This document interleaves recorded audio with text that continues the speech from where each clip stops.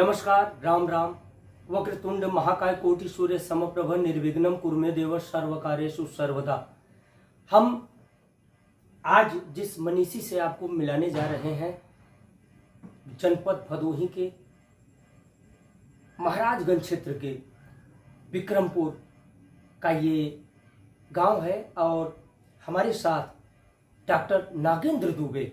यह मान लीजिए कि मैं खोज कर रहा था एक ऐसे मनीषी का जो सही मायने में, जो सत्य मायने में एक ब्रह्म स्वरूप हो, एक विप्र स्वरूप हो, एक ब्राह्मण का स्वरूप हो और वो ऐसा कार्य करे कि जो वाकई में सनातन के लिए, हमारे धर्म के लिहाज से, हमारे हिंदुत्व के लिए गौरव ही नहीं बल्कि आने वाली पीढ़ियों को कुछ प्राप्ति हो, कुछ सिद्धि प्राप्ति हो। क्या कहेंगे कि इस दौर में जबकि सनातन का युग है, धर्म का युग है, हम ये कहना चाहेंगे जैसा वर्णन किया गया है गर्ग संहिता में, गर्ग जी ने वर्णन किया है कि राधा रानी और परम पुरुष भगवान श्री कृष्ण सबसे पहले सिद्धाश्रम में, जिसको सिद्धाश्रम का वर्णन किया गया है, वहां जाकर के गणेश जी की स्तुति और वंदना वो लोग भी करती हैं।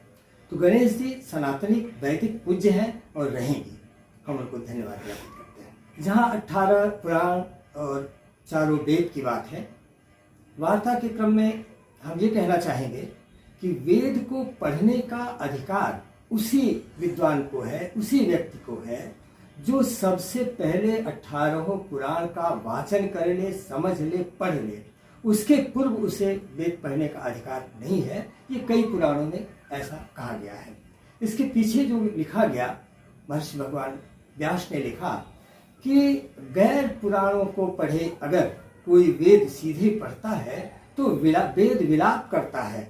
इसलिए विलाप करता है, उसकी सही व्याख्या वह विद्वान कर ही नहीं पाएगा। इसलिए वेद को पढ़ने के पहले हमको पुराणों का स्वाध्याय करना होगा। ये दीपावली तभी से मनाई जाने लगी। ये घटना, बलि की कथा सतयुग से है। कहने का अभिप्राय ये है कि ये दीपावली, दीपोत्सव, इसको कौमुदी त्योहार कहा जाता है।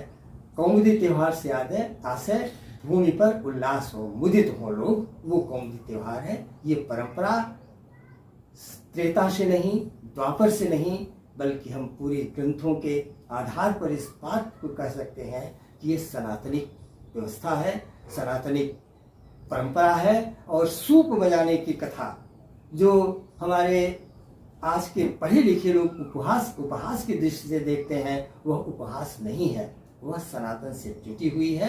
उसका सम्मान और श्रद्धा करना चाहिए।